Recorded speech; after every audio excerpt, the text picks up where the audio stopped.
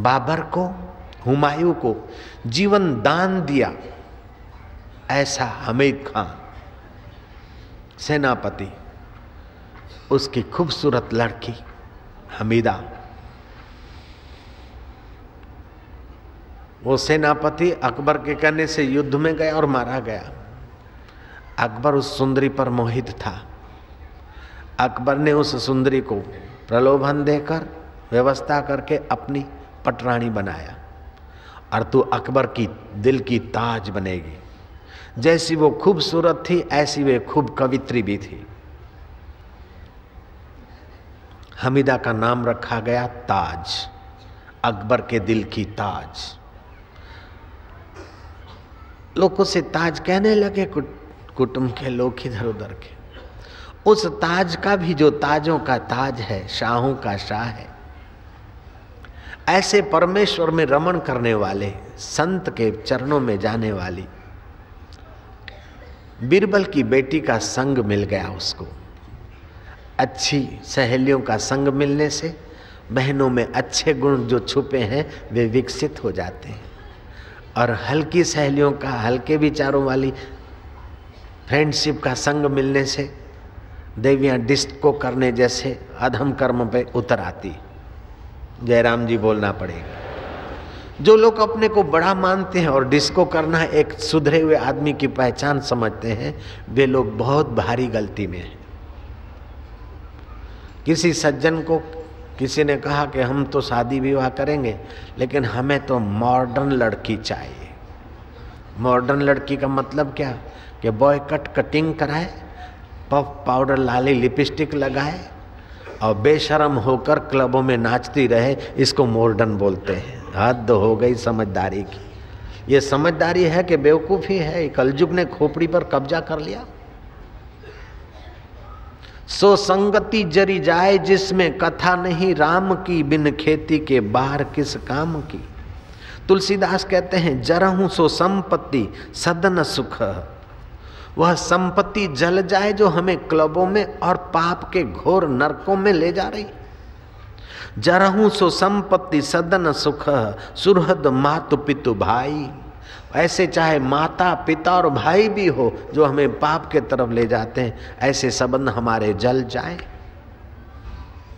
जरहूं सो संपत्ति सदन सुख, सुहृद मातु पितु भाई। सन्मुख होत जो राम पद करे न सहर्ष सहाय।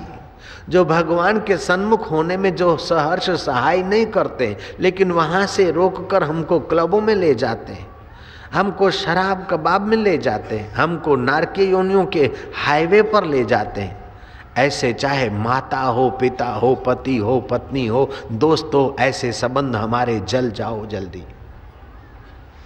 जरहूं सो संपत्ति सदन सुख, सुहृद मातु पितु भाई। सन्मुख होत जो राम पद करे न सहर्ष सहाय।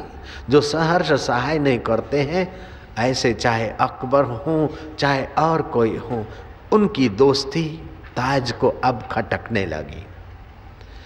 ताज को मित्रता मिली बीरबल की बेटी की और उसकी सहेली की। बीरबल की बेटी संत विट्ठल दास के चरणों में जाती आती थी। संत विट्ठल दास की एक कथा का, सत्संग का उसके चित्त पर गहरा असर था, और संत विट्ठल दास का आत्मिक बल और योग सामर्थ्य भी उससे छुपा न था। वो सहेलियां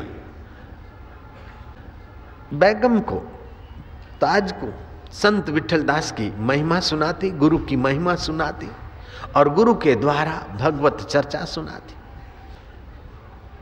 वह ललिता और लीलावती, शोभावती अपने सतगुरु के ज्ञान को और सतगुरु के कुछ दैविक अनुभवों को ताज के आगे कहती। ताज के हृदय में श्रद्धा जगी। श्रद्धा तो जगी, लेकिन ताज ने मांग की, अगर तुम्हारे गुरु इतने महान हैं तो मेरी एक ख्वाहिश पूरी कराओ। तुम गुरु विट्ठल दास को मेरे तरफ से प्रणाम करना और मेरे लिए तावीज बनवा के आना। ताकि और रानियां मेरे को देखकर जलती है, मेरा पूरे घर में रुबाब हो। स्त्री चाहती है कि मेरे चले, पति मेरे कहने में रहे। स्त्रियों में एक खासियत होती है कि दो चीज एक साथ चाहती। जयराम जी की जयराम जी तो बोलो मैया, तुम्हारी खासियत बताने जा रहा हूं। जयराम जी की दो बात एक साथ चाहेगी। स्त्री चाहेगी कि मेरा पति हो मर्द, हिम्मत वाला, शेर हो शेर, और फिर ये भी चाहेगी कि मेरे कहने में चले। अब शेर है, मर्द है, हिम्मत वाला है, तो कहने में कैसे चलेगा। और पुरुषों में भी एक खासियत है कि मेरी इस औरत तो हो बस अप्सरा जैसी, और मेरी आज्ञा में भी चले, और कोई उसके सामने आंख उठा के ना देखे। जब अप्सरा जैसी होगी तो आंख उठा के कोई न देखेगा। भाइयों में भी खासियत होती, एंटी विचार करते हम लोग। दूसरा ये भी होता है कि मैं ऐसा सज्जन बनूं, ऐसा महान बनूं कि लोग मुझे याद करें, देखते रहें। और साथ साथ में वो भी चलता है कि ये भी खा लूं, ये भी भोग लूं, ये भी कर लूं, ये भी कर लूं, शैतान के काम भी साथ में करता जाऊं और महात्मा भी बन जाऊं। बिन कमाइए नान का मुझे साधन जेड़ो कर। जब एक इच्छा पूरी होती तो दूसरी खटकती, दूसरी पूरी हो तो पहली खटकती है। इसलिए उस इच्छा को छोड़ो, तेरी मर्जी पूर्ण हो, जो तिद भावे सोई भली कार। परमात्मा मुक्त है तो दूसरे को मुक्त करेगा। जुआरी जब दूसरे को जुआरी बनाने में उसको मजा आता है, शराबी को शराबी बनाने में मजा आता है, भक्त को दूसरों को भक्त बनाने में मजा आता है, तो ब्रह्म को दूसरों को ब्रह्म भाव में जगाने में आनंद आता है। तो आप ईश्वर के आनंद में सहमत हो जाइए। ईश्वर की मौज में आप अपनी मौज मिला दीजिए, देखो फिर कैसा मजा आता है। वो मुक्त आत्मा है, ज्ञान स्वरूप है, आनंद स्वरूप है। जो ज्ञान स्वरूप है, आनंद स्वरूप है, मुक्त आत्मा है, परमात्मा है, तो उसकी मौज तुम्हारी मौज हो जाने दो, क्या फर्क पड़ता है। हम चाहते हैं कि मिले तो भगवान, रहे तो सुखी, ज्ञान भी रहे, मुक्ति भी रहे, आनंद भी रहे, लेकिन वासनाएं हल्की हमारी पूरी होती रहे।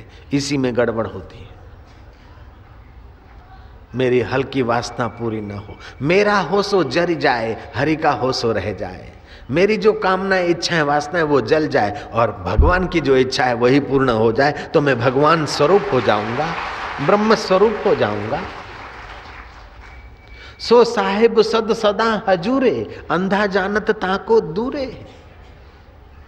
तुलसीदास जी कहते हैं, घट में है सूझे नहीं, नालत ऐसे जिंद, तुलसी ऐसे जीव को भयो मोतिया बिंद।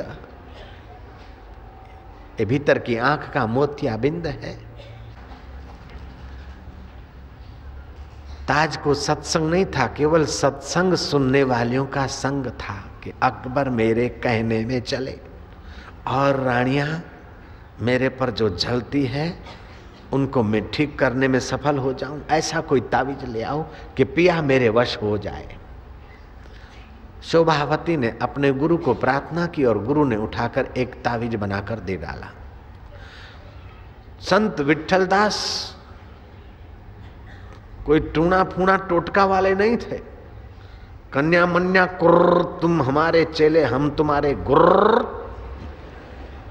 दक्षिणा धर्र, तू चाहे तर चाहे मर्र।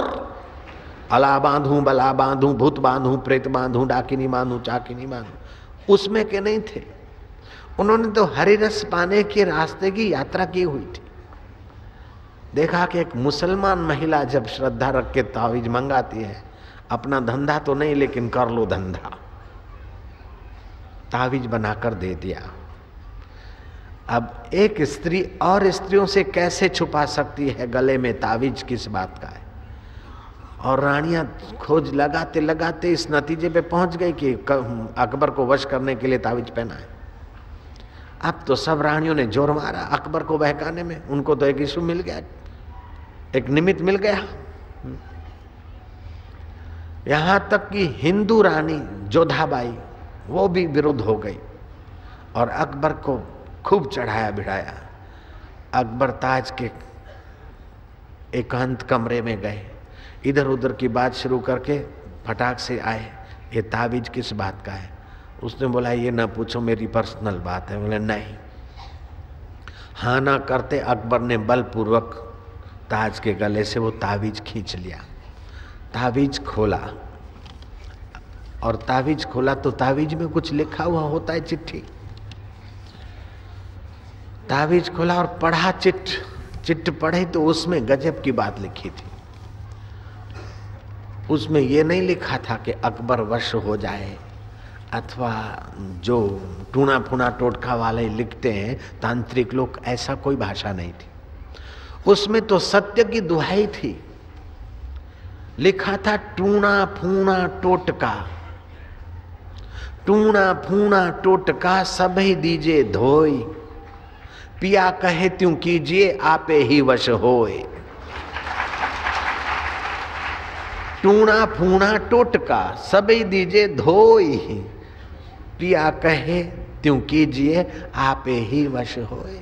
ये टूने फूने टोटके धो डालो, पति कहे उस प्रकार की उनकी सेवा करो, अपने आप वश होगा। जादू की लकड़ी घुमाकर पति को वश करना चाहे वो महिलाओं का दुनिया अलग होता, और पति के भीतर छुपा हुआ परमात्मा है, उसकी प्रसन्नता मेरी मुक्तिदायी है। ऐसे भाव से जो सेवा करती है वो तो सत्यां कही जाती है, साध्वियां कही जाती है, देवियां कही जाती है। अकबर पर इसकी बड़ी भारी असर पड़ी। अकबर ने कहा गजब है ये हिंदू संत, तावीज तो दिया है लेकिन सत्य लिखा है, तेरी फेवर में भी मेरी फेवर नहीं की, सत्य की बात लिखी। बोले जब इतने सत्य लिखने वाले और कहने वाले संत हैं तो आप मुझे इजाज़त दीजिए और आप स्वयं मुझे वहाँ ले चलिए, मैं उनका दीदार करना चाहती हूँ। अकबर को उसने तैयार कर लिया और अकबर विट्ठल दास के दर्शन करने को आए। आगरा से मथुरा में 60 किलोमीटर का अंतर था, 40 माइल भी नहीं पूरा। ताज ने कहा मैं इनसे दीक्षा लूंगी। दी माना देने का सामर्थ्य, क्षा माना पचाने का सामर्थ्य। जो प्रेम करुणा भक्ति शक्ति मुक्ति पुण्य दे सके वो दी, और जो दुख दरिद्रता पाप ताप को विनाश करके इन चीजों को पचाने के लिए तत्पर हो जाए वो क्षा। गुरु की करुणा कृपा और देने की योग्यता और शिष्य की श्रद्धा भक्ति और पचाने की तत्परता, इन दो के मेल को दीक्षा बोलते। जयराम जी की। कुछ तंत्र शास्त्र में और शास्त्रों में तो यहाँ तक लिखा है जो अदीक्षित है उसका अन्न और उसका जल लेना खाना भी पाप है, यहाँ तक लिखा है। जो निगुरा है उसका संग नहीं करे, ऐसा भी है।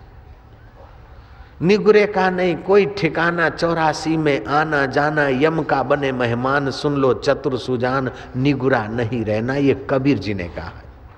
कबीर इतने सत्य वक्ता थे कि पंडितों को, काशी में पंडितों का गढ़ है और काशी में पंडितों को रोकड़ी सुनाने वाले कबीर है। पंडित वाद वदंती झूठा, पत्थर पूजे हरि मिले तो मैं पूजूं पहाड़। भगवान में श्रद्धा चाहिए, खाली ऐसे पूजा करो और ये धरो वो धरो, इससे थोड़े कुछ होता है।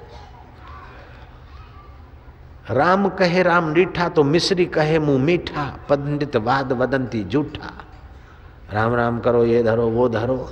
अगर राम कहने से राम दिख जाता है तो मिश्री कहने से मुंह मीठा हो जाना चाहिए। ऐसा बिल्कुल क्रांतिकारी वचन बोलने वाले पुरुषों में से कबीर है। ऐसे कबीर बोलते हैं, यह तन विष की बेलरी गुरु अमृत की खान। खाओ तो मलमूत्र बन जाता है। मिठाइयों की दुकान पर तुमने देखा होगा कि दिवाली के 2 दिन पहले करोड़ों रुपए की मिठाइयों पर अगरबत्ती होता है, और दिवाली के 2-4 दिन बाद मिठाइयाँ ऐसी जगह पर पड़ी होती है कि वहाँ से गुजरो तो नाक दबोचना पड़ता है। मिठाई ने क्या कसूर किया? केवल तुम्हारे शरीर से पसार तो हुई, और क्या किया बेचारी ने? तो ये शरीर तो खाद बनाने की फैक्ट्री है, अगर नहीं पचा तो जहर बना देता है, एसिडिटी एसिड हो जाता है। यह तन विष की बेलरी गुरु अमृत की खान, सिर दीजे सतगुरु मिले तो भी सस्ता जान। कबीर जी ने कहा है मैं गुरु के पास से दीक्षा लूंगी। अकबर राजी हो गया। उस ताज ने दीक्षा ली और दीक्षा से जो मंत्र मिलता है, शुद्ध हृदय से, स्वच्छ हृदय से, सिद्ध हृदय से जो मंत्र मिलता है, तो उस मंत्र का भी अपना विशेष प्रभाव होता है। जैसे किसी किसान के यहाँ से ठीक से बीज डेवलप मिला तो मेरे खेत में भी अच्छा हरियाली हो सकती है, अच्छे फल फूल पनप सकते हैं। अगर अनडेवलप है बीज तो मैं कितना भी खाद पानी दूं तो बीज का प्रभाव अनडेवलप है तो खेत पर वो असर होगी। ऐसे जितने उच्च कोटि के महापुरुष होते हैं उतना ही उनके द्वारा दीक्षा शिक्षा का प्रभाव बढ़ जाता है। एक चपरासी तुम्हारे यहाँ आकर चाय पिए तो उसका फायदा होगा कि तुम्हारा कहीं फाइल होगा तो हटाकर फाइल चलकर ऑफिसर की टेबल पर पहुंचेगा। लेकिन राष्ट्रपति तुम्हारे द्वार पर एक प्याला पानी भी पी लेता है तो उसका प्रभाव बहुत बढ़ जाएगा। जय राम जी की। ऐसे ही राष्ट्रपतियों का राष्ट्रपति जो परब्रह्म परमात्मा है, उसमें जो ब्रह्मवेता जगे हैं, और ऐसे पुरुष अगर कोई मंत्र दे देते हमारे कल्याण की भावना से प्रेरित होकर करुणा कृपा करके, तो उस मंत्र में, उस साधन विधि में, उस मार्ग में बहुत सारी हमें मदद मिलती है। भगवान राम के गुरु वशिष्ठ थे और भगवान कृष्ण के गुरु सांदीपनि थे। गुरु की दीक्षा के बाद ताज के हृदय में वो रंग जमा। अब ताज ये नहीं चाहती कि मैं पटरानी दिखूं, अरे ये शरीर मिथ्या है और इस हाड़ मांस को, इस चमड़े के शरीर को कब तक चाटते चूसते एक दूसरे का सत्यानाश करेंगे। ताज के हृदय में वह ज्ञान का दिया जगमगाने लगा, ध्यान करने लगी, जप करने लगी, बुद्धि शुद्ध होने लगी। अकबर को कंपनी देने में अब ताज उतनी उत्साहित नहीं रहती थी। धीरे धीरे अकबर का मन और रानियों पर घूम गया और ताज फ्री होती गई। और ताज ज्यों फ्री होती गई काम विकार से, त्यों भगवान में मन लगता गया। जैसे नाव नाविक को ले जाती और नाविक नाव को ले भागता है, ऐसे जितना जितना संयम उतना उतना भगवान में मन लगता है, और जितना जितना भगवान का रस आने लगता है उतना उतना काम का आकर्षण, विकारों का आकर्षण मिटने लगता है। ताज को ऐसा रंग लगा कि भोग का खंड अब योग का मंदिर बन गया।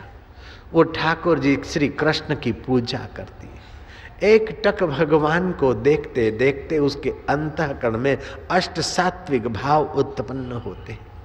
कभी कभार वो अपने कमरे में नाचती है, कभी गाती है, कभी रोती है, कभी हंसती है। आदि पुराण बंगला भाषा में है। जयराम जी की।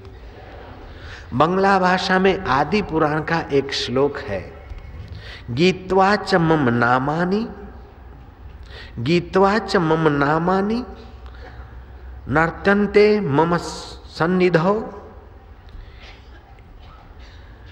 नर्तन्ते मम सन्निधौ, इदं ब्रवीमि ते सत्यम कीर्तो अहम तेन चार्जुनाः।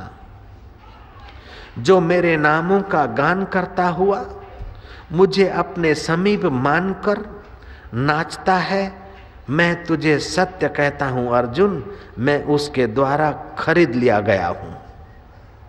जो मुझे अपने निकट मानकर मेरे आगे कीर्तन करता है, नाचता है, गुनगुनाता है, मैं उसके द्वारा खरीद किया गया हूं अर्जुन, मैं तुझे सत्य कहता हूं। ये आदि पुराण बंगला भाषा में लिखा गया है। जय राम जी की। महाराज वो श्री कृष्ण का कीर्तन करती और कृष्ण को 8वें अरस पे नहीं मानती थी। खुदा 7वें आसमान में है, ये भ्रांति उसकी टूट चुकी थी। हमीदा की, ताज की, कृष्ण यही है, मेरे महल में ही है, मेरे पास है, मेरे साथ है। वो नाचती गाती, कीर्तन करते करते, नाचते गाते गाते फिर कभी कभार शांत हो जाती। सत्संग के बाद भी कीर्तन करना चाहिए और कीर्तन के बाद थोड़ा शांत होकर बैठना चाहिए। ताज को ऐसा रंग लगा कि महाराज उसका कीर्तन के बाद शांत होना, गुरु विठल दास ने जो बताया, ऐसे साधना करते करते उसका मूलाधार स्वाधिष्ठान केंद्र खुला। उसके अंदर सत्य संकल्प सिद्धियां आई, कभी प्रकाश दिखे, कभी महसूस करे कि ये रहे कृष्ण। अब तो अकबर ने मुंह मोड़ लिया। वो कवित्री कृष्ण की भक्ति में खोई जा रही है और अकेलापन मिलता है तो भक्ति का सातत्य चलता है। आप 12 वर्ष मनमाना दुकान पे घर में जाओ और रोज पूजा पाठ करो, उसका प्रभाव एक तरफ, और आप 12 दिन लगातार किसी मौन मंदिर में बैठ के साधना करो तो 12 वर्ष से वे 12 दिन आपको बहुत आगे ले जाएंगे। 12 दिन तो क्या, 3 दिन की शिविर लगती है 4-4 घंटे, 12 घंटे भी ऐसा अनुभव करा देते कि पिछले 12 वर्ष की मनमानी जो खिचड़ी है उससे हमारे 12 घंटे बहुत आगे की खबर दे देते। ताज को ईश्वर में ऐसी प्रीति हुई कि वो कभी कभार चौरस लेके बैठ जाती और कन्हैया को दूर नहीं मानती, मेरे सामने है मेरे नंदलाल। कृष्ण के साथ वो चौरस खेलती। शुरू में तो भावना से खेली, लेकिन भाव इतना दृढ़ हो गया कि श्री कृष्ण को प्रकट होना पड़ा। जय राम जी की। कृष्ण कन्हैया लाल की। कभी कभार वो भक्तानी के भाव की दृढ़ता से कुछ लोग जो है ना करके गिर जाते, वो ऐसा भाव नहीं होना चाहिए। जयराम जी की। सत्संग में जरा बैलेंस संभाल के बैठना चाहिए, ऐसा ना भाव की बात सुनी तो चलो अपने भी यूं करो, ये करने से नहीं बनता भांजे। तो अब तो बार बार श्री कृष्ण के उसे दर्शन होने लगे। एक दिन ताज ने जहां मोहब्बत जोर पकड़ती वहां शरारत का रूप लेती। एक दिन ताज ने श्री कृष्ण को उल्हाना दे दिया, मैना मार दिया। ऐसे तो क्या तुम मर्द हो कि औरत से सदा हारते ही चले जाते हो, जब आते हो और हार के चले जाते हो। कृष्ण ने कहा, मेरे भक्तों की जीत मुझे बहुत प्यारी है, मेरे भक्तों के आगे मैं हार जाता हूं तभी मुझे हार का दुख नहीं, अब उस हार का भी मुझे आनंद है कि मेरे भक्त तो जीते नहीं। अपना वचन मिथ्या कर लेते हैं और भीष्म का वचन सत्य करने में उन्हें संकोच नहीं होता, तो ताज के आगे कभी कभार हारने में उन्हें क्या फिक्र है। वो तो समझते कि हार और जीत ये माया मात्र है, इस माया में ये प्रसन्न होकर माया के पार होता है, तो मेरे हारने में बिगड़ता भी क्या है। बाप बेटे के आगे हार जाता, मेरे बाप तो चुप रहे, तुझे ला दूंगा, बैठ मेरे कंधे पे, और बाप की टोपी उठा के बेटा फेंक देता है तो क्या बाप उसके हाथ कटवाता है? नहीं, प्यार करता है, दुलार करता है, बच्चा है। ऐसे ही भगवान भी समझते कि चलो ताज है, मुसलमानों के माहौल से मेरे रास्ते चली तो जरा लिफ्ट दे दी कन्हैया ने। ताज और कृष्ण की गुफ्तगू आवाज अकबर सीआईडी करने को आया था, उसने सुना कि कोई मर्द का आवाज भी है। अकबर को जो बहकाया गया उसमें एक प्रमाण मिल गया। अकबर ने जोरों से दरवाजा ठोका, ताज उठी और दरवाजा खोला। अकबर ने कहा कि क्या स्त्री जात को इतनी छूटछाट का फल ये कि किसी पराये मर्द के साथ तू कमरा बंद करके कुछ का कुछ बोलती रहे, वो खेलती रहे, ये कभी बर्दाश्त नहीं होगा। तब ताज ने कहा, कोई पर पुरुष नहीं था, प्राणी मात्र का जो पुरुष है वह एक ही पुरुष परमात्मा था, श्री कृष्ण थे। बोले हैं? बोले हाँ। अभी तो दिखते नहीं हैं। बोले ऐसी निगाह लाओ, ऐसी भक्ति जगाओ तो वो प्रकट हो जाएंगे। वो तो जल में थल में सब जगह है। लकड़ी में आग नहीं दिखती है जहाँ पना, तो क्या आग नहीं है क्या लकड़ी में? तिलों में तेल नहीं दिखता है तो क्या तिलों में तेल गायब हो गया? चकमक में आग नहीं दिखती है तो क्या चकमक में आग नहीं है? इंसान में उसका रूह आंखों से नहीं दिखता है तो क्या वो रूह बिना का है? ऐसे ये जगत में अल्लाह या भगवान कृष्ण नहीं दिखते तो जगत भगवान या अल्लाह बिना का नहीं है। जहाँ पना गुस्ताखी माफ हो। बोले नहीं, इसका कोई ज्वलंत प्रमाण। बोले आप ही अपनी भावना से, अपने यकीन से प्रार्थना करो, मेरे कन्हैया आपको पर्चा देंगे। अकबर ने कहा, अगर ताज की भक्ति सच्ची है और तू भक्तों का भगवान है तो मेरे कृष्ण ये बुझा हुआ चिराग जल जाए, इतनी रहमत कर दे। बुझा हुआ चिराग जल गया और अकबर का सिर झुक गया। कृष्ण कन्हैया लाल की जय। महाराज फिर तो ताज के अंतःकरण में सचमुच वो ताजों का ताज, अंतर आत्मा का सुख उभरता गया। कई कविताएं बनाई उसने श्री कृष्ण की भक्ति में। एक छोटी सी कविता का जरा सा नमूना सुन लेना। ताज की कविता। ताज लिखती है, सुनो दिल जानी मेरे दिल की कहानी। सुनो दिल जानी मेरे दिल की कहानी, तुम हस्त बिकानी बदनामी भी सहूंगी मैं। शुरू शुरू में तो लोग बदनामी कर रहे थे कि क्या मुसलमान होकर कृष्ण कृष्ण कर रही है, कुछ के कुछ लांछन लगा रहे थे। सुनो मेरे दिल जानी मेरे दिल की कहानी, तुम हस्त ही बिकानी बदनामी भी सहूंगी मैं। देव पूजा ठानी और नमाज हूं भुलानी। हे देव तेरी पूजा ठान ली मैंने, नमाज को भुला दिया। देव पूजा ठानी और नमाज हूं भुलानी, तजे कलमा कुरानी गुण तेरे गाऊंगी मैं। कलमा और कुरान मैंने छोड़ दिया, अब तो तेरे गुण गा रहे हूं कृष्ण। देव पूजा ठानी और नमाज हूं भुलानी, तजे कलमा कुरानी गुण तेरे गाऊंगी मैं।